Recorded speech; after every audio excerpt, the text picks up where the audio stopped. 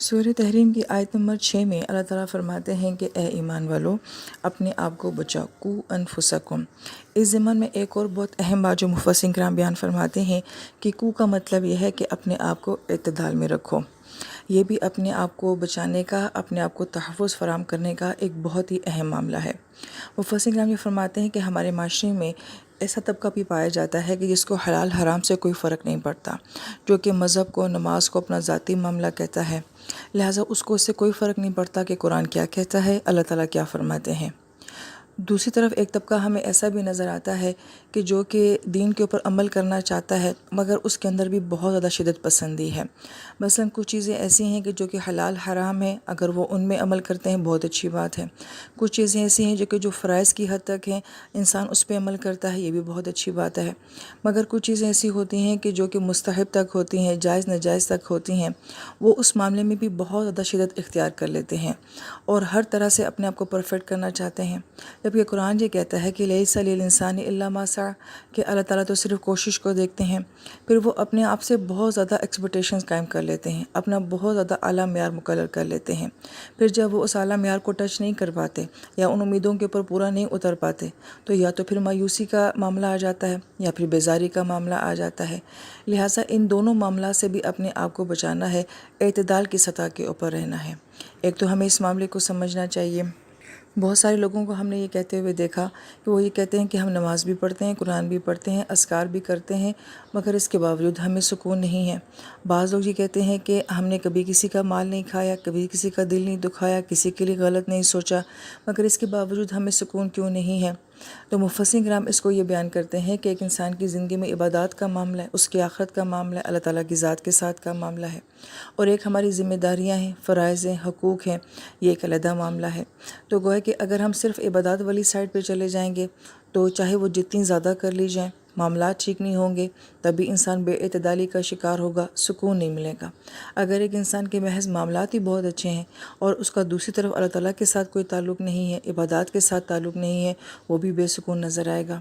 تو عموماً ہم اپنی زندگی میں اس بے اعتدالی کی وجہ سے جو ہے بہت زیادہ بے سکون ہو جاتے ہیں۔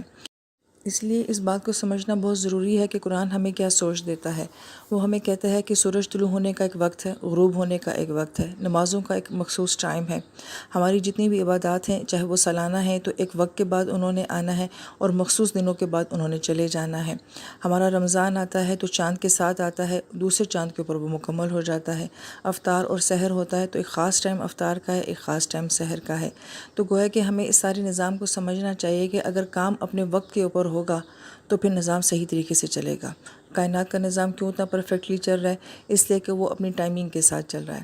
تو جب انسان اپنی ٹائمنگ کو صحیح بیلنس نہیں کر پاتا، اپنے معاملات کو صحیح طرح بیلنس نہیں کر پاتا تو پھر بے اعتدالی ہو جاتی ہے اور بے سکونی کا معاملہ ہو جاتا ہے۔ لہٰذا ہمیں اپنے پورے دن کی روٹین کو اور ایون اپنی زندگی کی روٹین کو دیکھنا چاہیے، اور اس میں ہم نے خود یہ معیار مقرر کرنے ہیں کہ یہ عبادات ہیں، یہ فرائض کی حد تک ہیں، یہ سنت ہیں اور اس کے بعد نوافل آ رہے ہیں۔ تو پہلے ہم نے کس کو اہمیت دینی ہے؟ پہلے فرائض کو ٹچ کیا جائے گا، پھر سنت کو، پھر نوافل کو کیا جائے گا۔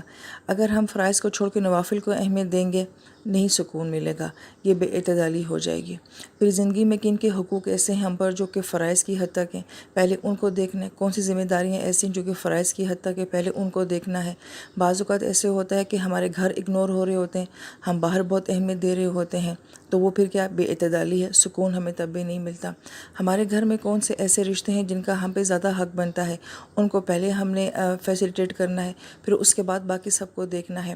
تو یہ سب ہمیں قرآن سے سمجھ آتا ہے، سیرت سے سمجھ آتا ہے کہ کس کی کیا اہمیت ہے اور کس کو ہم نے کیسے رکھنا ہے۔ جب یہ بیلنس ہو جائے گا انشاءاللہ تعالیٰ تو پھر انسان جو ہے وہ بے سکونی کا شکار نہیں ہوگا۔ تو قو انفسکم کا مطلب یہ ہے کہ اپنے آپ کو بے اعتدالی سے بچاؤ۔ اس آیت مبارکہ کے ضمن میں ایک ضمناً مسئلہ مفسرین کرام یہ بھی بیان کرتے ہیں کہ بعض اوقات انسان کی زندگی غفلت اور لاپرواہی میں گزرتی ہے، پھر اللہ پاک کی طرف سے توبہ نصیب ہو جاتی ہے۔ پھر جب انسان توبہ کرنے کے بعد ایک نئی زندگی میں داخل ہوتا ہے تو پھر وہ بہت زیادہ ایکسٹریم پہ چلا جاتا ہے۔ پھر اب وہ یہ کہتا ہے کہ شاید میں نے ساری زندگی ضائع کر دی ہے، تو اب میں نے صرف عبادات ہی عبادات کرنی ہے اور صرف دین کا ہی کام کرنا ہے، اور ندامت کا احساس اس کے اوپر اتنا زیادہ ہوتا ہے اور تلافی کا بوجھ اس کے اوپر اتنا زیادہ ہوتا ہے کہ وہ کسی اور چیز کے بارے میں سوچتا ہی نہیں ہے۔ اس بات کو بھی مفسرین کرام فرماتے ہیں کہ بیلنس کرنا چاہیے۔ آپ کو توبہ کا احساس ہوا ہے، آپ نے اپنی زندگی کی تلافی کرنی ہے، مگر اس کے باوجود آپ کی زندگی میں ماں باپ تو ہیں، بیوی ہیں، بچے ہیں، شوہر ہیں، سب ہیں، تو یہ سارا نظام تو ساتھ چلے گا۔ بھوک تو پھر بھی لگے گی، پیاس تو پھر بھی لگے گی، نیند تو پھر بھی آئے گی۔ اس کے باوجود بھی جو ہے ہم نے کیا کرنا ہے، اپنے آپ کو بیلنس رکھنا ہے۔ اس لیے ہم نبی علیہ السلام کی زندگی میں دیکھتے ہیں کہ آپ کی زندگی کی ایک روٹین ہے، آپ کی 10 ازواج ہیں یا 11 آپ کے ازواج ہیں، تو آپ نے ہر ایک کا دن مقرر کیا ہوا ہے، اور جس دن آپ نے جس زوجہ کے گھر میں رہنا ہے اس دن پھر آپ نے کسی دوسری زوجہ کے گھر کا کھانا بھی نہیں کھانا، اس دن صرف انہی کا کھانا کھانا ہے جن کے گھر میں آپ رہتے ہیں، کیونکہ یہ دن ان کا ہے۔ تو گویا کہ آپ نے اپنے 11 حجروں کو جو ہے وہ ایک مینج کیا ہوا ہے۔ فجر کے بعد آپ کی نماز ہے، آپ کے صحابہ کرام کے ساتھ سٹنگ ہے، ان کی تربیت ہے، پھر اس کے بعد آپ کی دعوت کا سلسلہ ہے۔ دن میں ہمیں نبی علیہ السلام کا قیلولہ نظر آتا ہے۔ اب عصر کے وقت میں تمام ازواج کے پاس اور تمام رشتہ داروں کے پاس تھوڑا تھوڑا سا وقت دینا ہے۔ اب یہ نہیں کہ آپ کی 11 ازواج ہیں تو آپ 11ویں دن جا کے اپنی زوجہ کو پوچھیں گے، بلکہ عصر کے بعد تمام کی خبر گیری کر لینی ہے۔ مغرب کے بعد آپ کا گھر جو ہے وہ آپ کی فیملی کے ساتھ ہے، آپ اپنے ازواج کے حجرے میں موجود ہیں، اور رات کا وقت آپ کا اللہ تعالیٰ کی عبادات کے ساتھ ہے۔ تو یہ ایک اوور ویو جو دیا ہے نبی علیہ السلام کے ایک پورے دن کی روٹین کا، کہ آپ نے ہر چیز کو مینج کیا ہوا ہے کہ یہ کام ہم نے ایسے کرنا ہے اور اس طرح سے کرنا ہے۔ اس میں آپ کی عبادات بھی ہیں، آپ کی دعوت، آپ کا علم، آپ کا ہنر، آپ کا پیشہ، آپ کا فن جو بھی ہے، وہ سارے معاملات بھی ہیں، اور اس کے ساتھ ساتھ جو ہیں وہ حقوق العبادات بھی ہیں۔ اگر یہ چیز ہمیں بیلنس کرنی آ جائے انشاءاللہ تعالیٰ، تو ہماری زندگی سے جو ہے وہ بے سکونی ختم ہو جائے گی، اور یہ چیز کس کو بہتر کرے گی؟ یہ میری زندگی کو، میرے لائف سٹائل کو، میرے موڈ کو، ایون یہ کہ میری عادات کو جو ہے یہ چیز بہت زیادہ مدد دے گی۔ تو کو انفسکم کا یہ بھی مطلب ہے کہ اپنے آپ کو بیلنس رکھے، اپنے آپ کو بچاؤ، اپنے موڈ کو، اپنی صحت کو، اپنے وقت کو، اپنی زندگی کو جو ہے اس طریقے سے خوبصورت بناؤ۔ اور اس ضمن میں مفسرین کرام یہ فرماتے ہیں کہ پہلے نبی علیہ السلام سے بات کی گئی ہے، اور نبی علیہ السلام وہ مبارک ہستی ہیں کہ جنہوں نے پوری انسانیت کو جو ہے وہ دین دینا ہے، مگر آپ علیہ السلام کو بھی پہلے یہ کہا جا رہا ہے کہ آپ اپنے گھر، اپنے معاملات، اپنے سکون، اپنی ترتیب، یہ سب پہلے آپ ٹھیک کریں۔ یعنی کہ یہ جو سارا معاملہ 2 ازواج کا بیان کیا گیا ہے تحریم میں، کہ وہ یہ کہ اگر آپ کا گھر ڈسٹرب ہوگا تو آپ دعوت کا کام نہیں کر سکیں گے، اور نبی علیہ السلام کا مقصد اتنا اعلیٰ ہے، اس کے لیے آپ کو گھریلو سکون کا ہونا بہت زیادہ ضروری ہے۔ اس سے پہلے کہا گیا کہ نبی آپ کے گھر کے معاملات جو ہیں وہ ٹھیک ہونے چاہیے، اور جیسا مفسرین کرام فرماتے ہیں کہ اللہ تعالیٰ کو اپنے نبی کے خاندان سے بہت پیار ہے، اسی طریقے سے اللہ تعالیٰ کو ایمان والوں کے گھروں سے بھی بہت پیار ہے۔ اس سے آیت نمبر 6 میں اللہ تعالیٰ نے کل ایمان والوں کے لیے بھی یہی بات کہی ہے جو بات اللہ پاک نے نبی علیہ السلام کے لیے کہی ہے، کہ اپنے آپ کو تم بھی بچاؤ۔ نبی علیہ السلام کو کہا گیا کہ آپ کے اندر شدید یہ چاہت تھی کہ آپ اپنی ازواج کو خوش رکھیں، ان کے ساتھ محبت کے ساتھ رہیں۔ اگر آپ علیہ السلام ایک امت کے لیے اتنی محبت رکھتے ہیں تو آپ کا اپنے خاندان کے لیے کتنا محبت اور پیار کا معاملہ ہوگا۔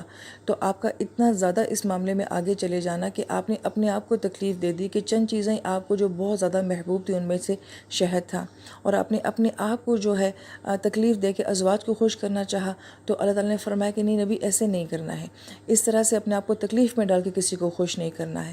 تو جب یہ بات نبی علیہ السلام کے لیے کہی جا رہی ہے تو وہی بات اس آیت مبارکہ میں ہمارے لیے کہی جا رہی ہے، کو انفسکم، پہلے تم بھی اپنا خیال رکھو، اپنے آپ کو بچاؤ، پھر اس کے بعد جو ہے وہ اہلکم، پھر اپنے خاندان کا خیال رکھو۔ اب اگر ہم قرآن میں غور کرتے ہیں نا تو یہ ایک حیرت انگیز کتاب ہے، کہ کو انفسکم میں اللہ تعالیٰ یہ بات مجھے بھی کہہ رہے ہیں، آپ کو بھی کہہ رہے ہیں، یعنی کہ ہر ایمان والے کو کہہ رہے ہیں۔ اللہ تعالیٰ کے نزدیک ہر مومن بندہ اتنا اہم ہے کہ اللہ تعالیٰ اس مومن بندے کو بچانا چاہتے ہیں۔ اب جب اللہ تعالیٰ مجھ سے یہ بات مخاطب ہو کے کہہ رہے ہیں کہ تم نے اپنے آپ کو بچانا ہے، تو ساتھ ساتھ مجھے جو چیزیں بتائی جا رہی ہیں وہی سیم چیزیں آپ کو بھی بتائی جا رہی ہیں۔ تو گویا کہ یہاں پہ اگر غور کیا جائے تو اللہ تعالیٰ ہر بندے کو جو ہے وہ بچانا چاہتے ہیں، اور ہر بندے کی زندگی کو بہت جو ہے پرسکون دیکھنا چاہتے ہیں۔ لہٰذا یہ تفسیر جو ہے بالخصوص ان لوگوں کے لیے بہت زیادہ فائدہ مند ہے جو اپنے آپ کو بالکل بھلا کے، فراموش کر کے، نظر انداز کر کے بہت سارے کام کرنا چاہ رہے ہیں، تو نہیں ہو سکے گا۔ ان لوگوں کے لیے جو کہ اپنے آپ کو بہت اہمیت دیتے ہیں، ان کا تو کوئی مسئلہ ہی نہیں ہے۔ مسئلہ ان لوگوں کا ہے کہ جنہوں نے اپنے آپ کو بالکل نظر انداز کر دیا ہے۔ یہ تفسیر ان کے لیے بہت خوبصورت تحفہ ہے۔ لہٰذا کو انفسکم، پہلے ہم نے اپنے آپ کا سوچنا ہے، پھر اگلی بات کہ وہ اہلیکم، اب تم نے پورے خاندان کی بھی فکر کرنی ہے۔